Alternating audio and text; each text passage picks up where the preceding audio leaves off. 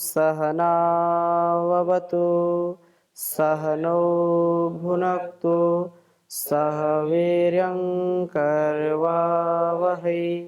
तेजस्विनावधीतमस्तु मा विद्विषावहै। ओम शांति शांति शांति।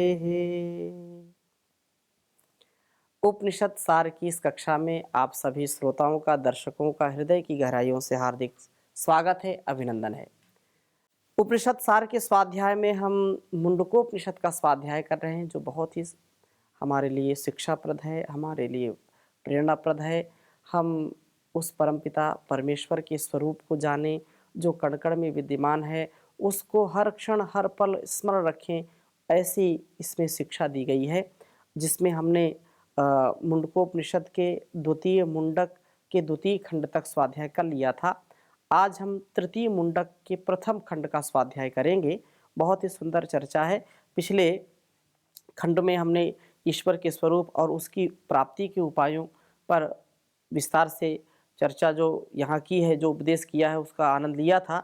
अब इस तृतीय मुंडक के प्रथम खंड में ईश्वर, जीव और प्रकृति, इन तीन अनादि पदार्थों के वर्णन को दर्शाया गया है और ईश प्राप्ति के उपायों का भी उपदेश दिया गया है।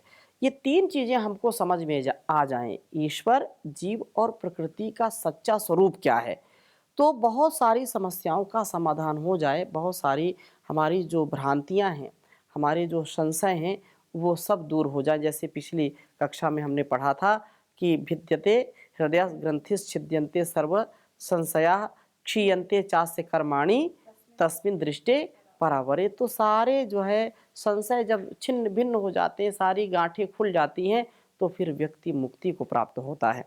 तो इसमें त्रैतवाद, जो लोग बोलते हैं कि ये तो बस केवल ब्रह्म सत्यम जगन मिथ्या, ये बात जो कही है, या अन्य अलग अलग प्रकार से चर्चा करते हैं, लेकिन जो वैदिक परंपरा है, जो महर्षि देवदयानंद जी हमको संकेत करते हैं, और वास्तव में जो वेदों में, उपनिषदों में और दर्शनों में जो जिसके प्रमाण मिलते हैं, उस दृष्टि से यदि हम इसको देखते हैं तो त्रैतवाद प्रबल है।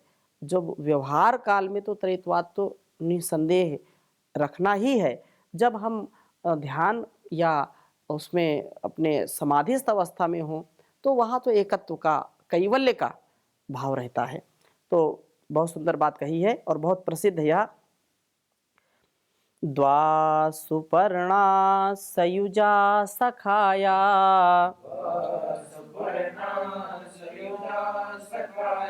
समानं वृक्षं परिशस्वजाते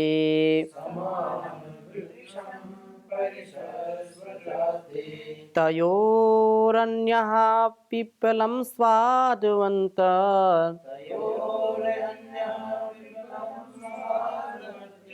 अनस्तनन्यो अभिचाकशीति।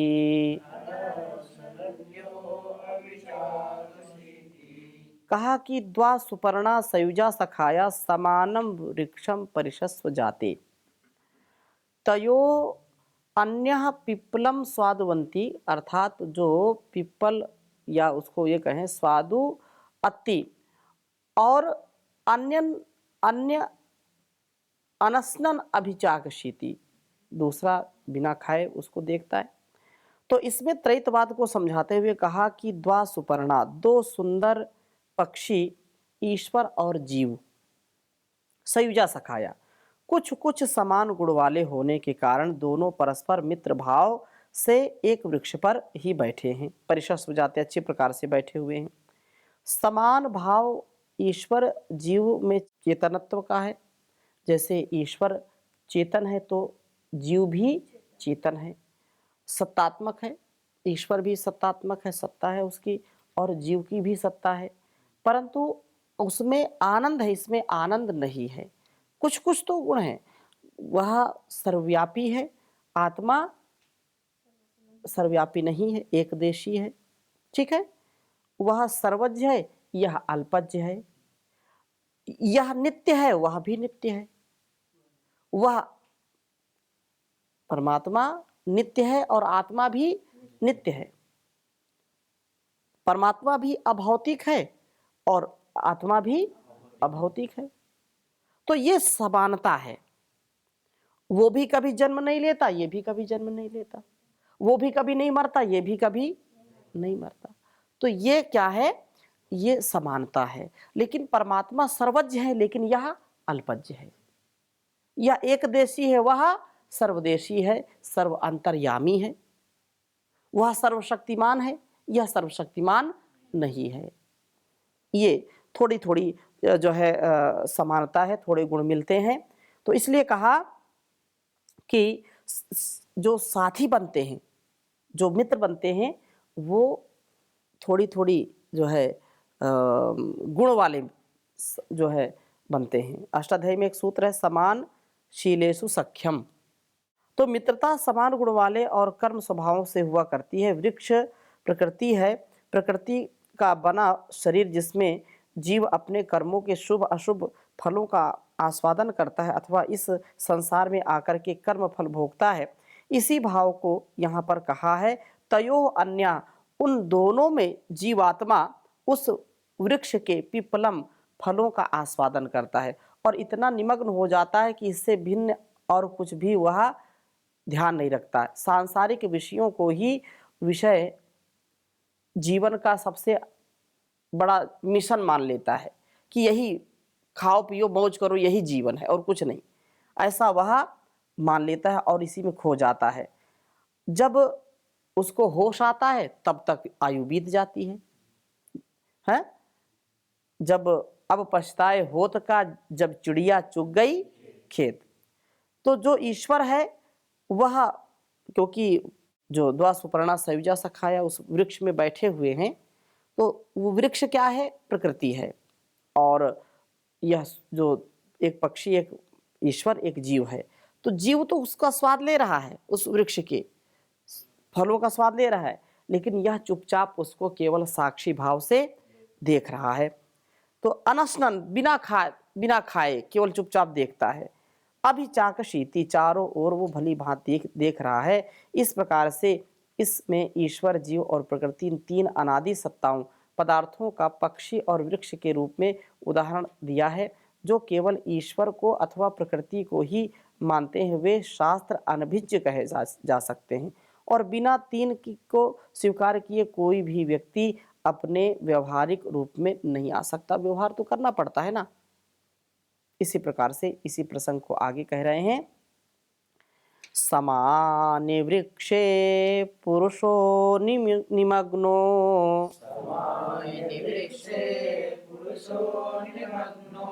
अनीशया शोचति मुह्यमानः।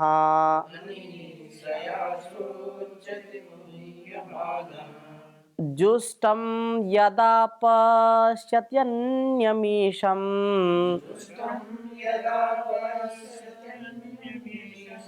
अस्य महिमानमिति वीतशोकः।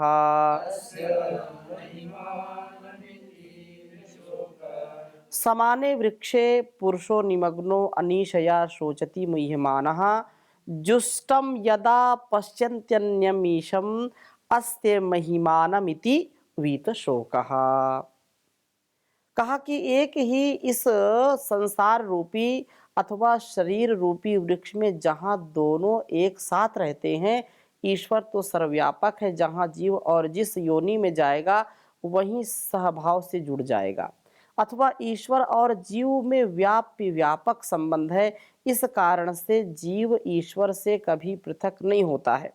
हाँ, एक अवस्था है जो जीव को प्राप्त होती है, वह है निमग्न, अहंकार के वशीभूत होकर के मुह्यमाना, संसार के विषयों में और पुत्र आदि धन धान्य में, कलत्र आदि में, मोह जाल में ग्रसित होकर के ऐसा कहने लगता है कि परमात्मा कुछ नहीं है, हम ही सब कुछ है, ये खाओ पियो आनंद करो, यही सब कुछ है और ये जो है यही सब कुछ है। अथवा अज्ञानता से जो है ये कहता हाँ मैं मर गया, मैं जी गया, लेकिन वो जीना मरना तो कुछ नहीं है, ना आत्मा जन्म लेती है ना कभी मरती है। तो लेकिन ये मोह में फंसा हुआ व्यक्ति ऐसा मानता है और शरीर का जो है उसको बड़ा वो होता है, मोह होता है। फिर कहीं जो है कहीं आग लग गई, कहीं कुछ हो गया तो उसमें भी उसकी आसक्ति होती है। हाय मैं लुट गया, हाय बर्बाद हो गया, हाय मैं तो मर गया, तो जिंदा है। और वो चिल्लाने लगता, तड़पने लगता है कि मैं तो लुट गया। मैं का मतलब मैं तो आत्मा हूं ना, मैं कैसे लुट सकता हूं।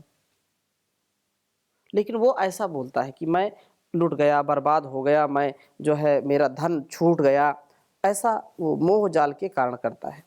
तो यह आत्मा कमजोर हो जाती है, चारों ओर निराशा और अंधकार छाया रहता है। उस दशा में यदा सजुष्टम दुर्जन दोष न्याय से किसी महान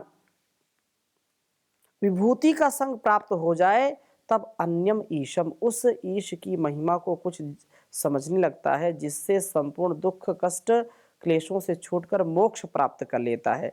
और बिना इस उपासना के दुखों से आवागमन के चक्र से छूटना संभव नहीं है, बहुत ही कठिन है, बड़ा ही दुर्गम है, बहुत समस्याएं हैं।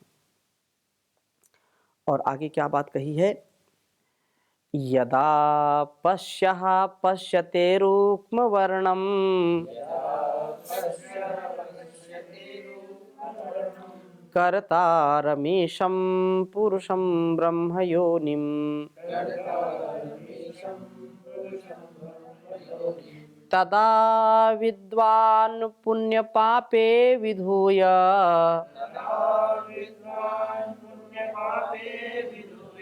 निरञ्जनः परमं साम्यम् उपैति।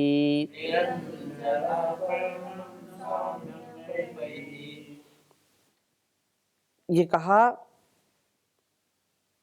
कि जिस समय मनुष्य के मन का मैल छूट जाता है, चित्त की विक्षिप्त वृत्तियां आवरण दूर हो जाता है, उस समय पश्यः इस प्रकार वह शुद्ध अंतःकरण वाला व्यक्ति जानी उस रुक्म वर्णम शुद्ध ज्योति स्वरूप जगत कर्ता और ब्रह्म योनिम वेद के कर्ता सर्वज्ञ सर्वशक्तिमान सकल ऐश्वर्यशाली उस पुरुषम पूर्ण पुरुष पर ब्रह्म को पश्यते देख लेता है, जान लेता है।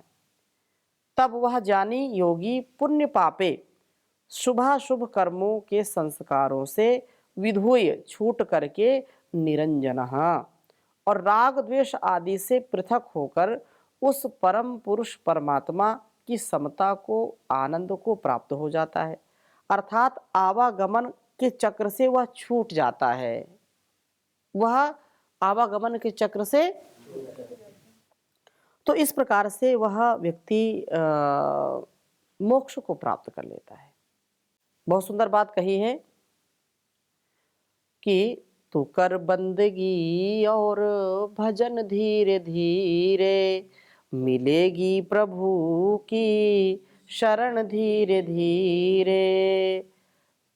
सुने कान तेरे सदा वेदवाणी, सुने कान तेरे सदा वेदवाणी, तू कर वेदवाणी मनन धीरे धीरे मिलेगी प्रभु की शरण धीरे धीरे। तू शुभ कर्म दुनिया में करता चला जा, तो शुभ कर्म दुनिया में करता चला जा, छूटेगा आवा गमन धीरे धीरे मिलेगी प्रभु की शरण धीरे धीरे। दमन इंद्रियों का तू करता चला जा, दमन इंद्रियों का तू करता चला जा, काबू में आएगा मन धीरे धीरे मिलेगी प्रभु की शरण धीरे धीरे। तो प्रभु की शरण भी मिलेगी जब हम वास्तव में ऐसे बन जाएंगे, आलस्य प्रमाद को छोड़ करके शुभ कर्मों के संस्कारों से विधुई छोड़ करके निरंजनहा राग द्वेष से पृथक होकर के परम पिता परमेश्वर की शरणागति को जब प्राप्त कर लेंगे। और आगे क्या कहा है, प्राणो ह्येषा यः सर्वभूतैर्विभाति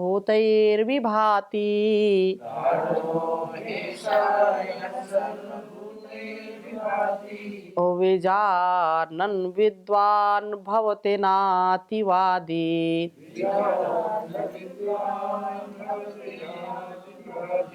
आत्मा क्रीड आत्मरतिः क्रियावान्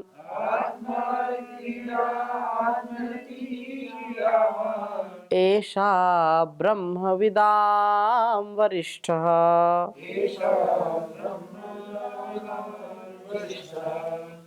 कह रहे हैं कि हे मनुष्यों, वह परम पिता परमेश्वर परमात्मा संपूर्ण जीवों में जीवनी शक्ति का संचार करता है और प्राण नाम से भी पुकारा जाता है। सर्वभूतैः, जो पंच महाभूतों में प्रकाश है वह भी उसी जगदीश्वर का है। इनकी महानता देखने से उस महान ईश्वर का ज्ञान होता है। इन सब को विजानन, जानने वाला विद्वान कहलाता है। ऐसा विद्वान अतिवादी, अधिक व्यर्थ की बातें करने वाला नहीं होता, सार गर्भित ही बोलता है और जो भी अन्य को उपदेश करता है वह पहले अपने जीवन में भी उतारता है, अपने जीवन में ढालता है। इस प्रकार से अतिवादी अधिक व्यर्थ की बातें न करने वाला नहीं है और सार गर्भित बोलता है। आत्मरति अपने अंदर ईश चिंतन आदि शुभ कर्मों में ही रमण करता है और क्रियाशील कर्मठ होता है, आलसी प्रमादी नहीं होता है। तो इन उक्त जो गुण कहे हैं, इन गुणों से युक्त ब्रह्मविदाम, ब्रह्म वेद को ज्ञाताओं में जो सबसे वरिष्ठ है वह उत्तम माना जाता है। यही हमारी भी स्थिति हो, हम भी आत्मरति बने, हम सच्चे ब्रह्मव्रती बने, ब्रह्म का चिंतन करने वाले हों, क्रियावान हों, यथा योग भगवत प्रीत्यर्थ कर्म करें, सबके आत्मरूप अंतर्यामी परमेश्वर में क्रीड़ा करता रहता है। और आत्मरति मतलब कुछ भी हो जाए, सुख मिले, दुख मिले, लाभ मिले, हानि मिले, कुछ भी हो, वो आनंद में रहता, मस्ती में रहता। मस्ती में, जो मस्ती में उसी की हस्ती, बाकी सब जबरदस्ती है। तो मस्ती में रहता है। इसलिए कहा कि योग रतो वा भोग रतो वा संग रतो वा संग विहीनः यस्ते ब्रह्मणि रमते चित्तम नंदति नंदति नंदत्येव भज गोविंदम भज गोविंदम गोविंदम भज मूढ़मते। तो संसार की यह बिल्कुल स्थिति ऐसी ही है। हम अपने आप को आनंद के साथ जीने के लिए यह कार्य तो करना पड़ेगा। और बहुत सुंदर बात कही है, सत्येन लभ्यस्तपसा ह्येष आत्मा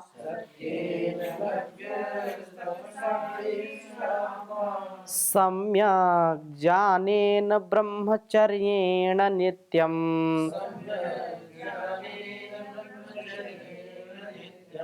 अंतः शरीरे ज्योतिर्मयो हि शुभ्रो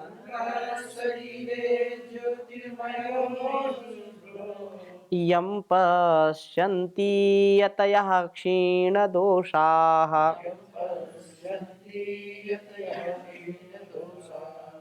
ईश्वर प्राप्ति के उपायों में पुनः इस बात को और दोहरा रहे हैं और पक्का कर रहे हैं, दृढ़ कर रहे हैं कि सत्येन लभ्यस्तपसा, उस परब्रह्म परमेश्वर की, उस परमात्मा की प्राप्ति कैसे हो सकती है। तो कहा कि मन वचन और कर्म से जिनकी एक रूपता है, जिन्होंने भूख प्यास गर्मी सर्दी जो है मान अपमान रूप द्वंद्वों को सहन कर रखा है और इनमें से जो घबराते नहीं है, थोड़ी थोड़ी बात में नाराज नहीं होते, थोड़ी बात में जो है डर नहीं जाते, तो ऐसे लोग जो सम्यक रूप से सत्येन और तप के द्वारा मान अपमान लाभ हानि जय पराजय भूख प्यास सर्दी गर्मी जो बर्दाश्त करते हैं, सहन करते हैं, सम्यक जानेन, जिनको जो वस्तु जैसी है उसको वैसा ही ज्ञान जिनको है, और ब्रह्मचर्येण तन से मन से हर प्रकार से जिन्होंने गुरु मुख से गुरुकुल में रह करके वेदों को पढ़ा है, सांगोपांग सब वेदों को पढ़ करके अखंड ब्रह्मचर्य का जिन्होंने पालन किया, सदाचार का पालन किया है, क्षीण दोषा जिनके सारे मल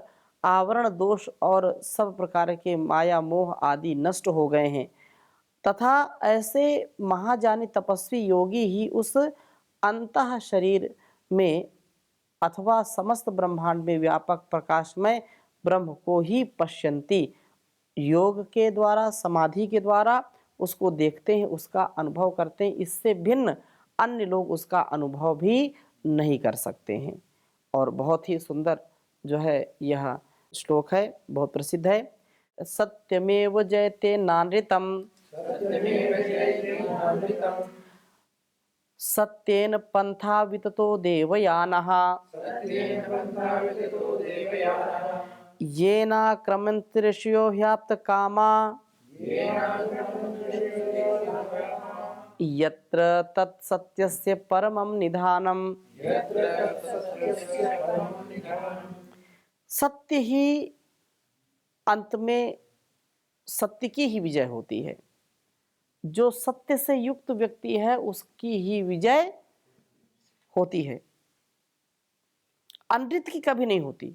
जो असत्य है उसकी विजय कभी नहीं होती। सत्य परेशान हो सकता है, पराजित नहीं।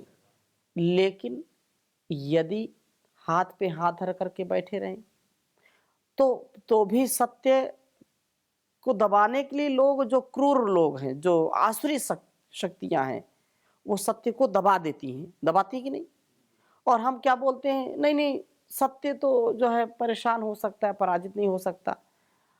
आज सत्य को भी स्थापित करने के लिए सैकड़ों प्रकार से हमको तैयारी करना पड़ता है, सैकड़ों प्रकार से साक्ष्य प्रस्तुत करने पड़ते हैं। कटघरे में लोग खड़े हैं, झूठ के ऊपर झूठ, झूठ के ऊपर झूठ, खूब प्रमाण प्रस्तुत करें, लेकिन जो सत्य है उसको दिखाया नहीं जाता, जिससे कितने अबोध, कितने जो है निर्दोष लोगों को जो है दंड मिलता है कि नहीं मिलता। तो इससे ये बात है कि सत्यमेव जयते नानृतम, ये केवल कहने की बात नहीं, इसको जीने की बात है। जब ये जानते हैं सत्य की ही विजय होती, तो सत्य से कभी भी पथ हमारा डिगना नहीं चाहिए। हम सत्य से युक्त जीवन जीने वाले बने। तो इस यही कहा है यहाँ पर, सत्य की ही अंत में सदा विजय होती है, अनृत की कभी नहीं। अपितु तो अनृत के छुपाने के लिए और उससे जो है उसके लिए अनेक असत्य बोलने होते हैं, फिर भी झूठ जो है व्यक्ति छुपा नहीं सकता। झूठ तो झूठ है, किसी को झूठ बोलने का जो है ज़्यादा, दिन भर वो झूठ बोलता है। कहाँ जा रहे हो? कहीं नहीं जा रहे हैं, वो घूम के आ गए। कहाँ से आ रहे हो? कहीं नहीं से आ रहे हैं, झूठ बोल रहे हैं। और सब जगह घूम के आ गए, पूरा हरिद्वार टहल के आ गए। कहाँ थे? यही थे, यही थे। अब बताएंगे नहीं, तो ये भी सफ़ेद झूठ ही है। तो अच्छा, जो झूठ बोलने की आदत है, दूसरों को जो है भ्रमित करने का, आज क्या खाया? आज तो हम पनीर खा करके आए हैं, आज रसगुल्ले खा के आए हैं, आज हम जलेबी खा करके, कुछ भी नहीं खाया, लेकिन वो झूठ बोले। अच्छा, वो झूठ बोल रहा है, फिर व्यक्ति ने पूछा आज क्या खाया? आज सुबह हमने रसगुल्ला खाया था। फिर दूसरे, आज लड्डू खाया था हमने। अब उसको खुद नहीं पता हमने इनसे क्या बताया था। तो क्यों? क्योंकि झूठ बोलने की आदत पड़ गई। उस जब 100 लोग पूछे क्या खाया, तो अलग अलग सबसे बताएगा। क्यों? असत्य उसको खुद नहीं याद है कि मैंने इनको क्या बताया था। लेकिन जो सत्य बोलता है उससे चाहे 1000 लोग पूछे, चाहे जैसे घुमा फिरा के पूछे, जो सत्य जो बात है वही बताएंगे, वही। तो उसमें इसलिए यहाँ कहा कि सत्य को भी हमको जो है स्थापित करने के लिए पुरुषार्थ करना पड़ता है। और जो असत्य है वो तो कभी छिपता नहीं है, कभी ना कभी तो उजागर होता है। इसलिए कभी असत्य नहीं बोलना चाहिए। सत्यम वद धर्मम चर, इसलिए उपदेश किया है। तो यहाँ यही बात है कि सत्य न, सत्य बोलो और फिर भी वह जो है झूठ छिपता नहीं। सत्य न, सत्य के ही सत्य से ही देव मार्ग प्राप्त होता है। सत्यवादी ही देवता कहलाते, मिथ्यावादी राक्षस कहलाते हैं। जिस सत्य पथ पर चलने से ऋषि कोटि और पूर्ण मनोरथ की प्राप्ति होती है। और यत्र जहाँ सत्य का अंतिम लक्ष्य है वह है सत्य स्वरूप ब्रह्म, उसकी भी प्राप्ति उसी सत्य से होती है। असत्यवादी कभी भी ब्रह्म को प्राप्त नहीं हो सकता, उसके मन में सदा भय अशांति बनी रहेगी। इसलिए सत्यमेव जयते नानृतम की यह दिव्य भव्य भावना हमको सदा जागृत रखनी चाहिए। तो यहीं पर विराम लेते हैं। ओम शांति शांति शांति।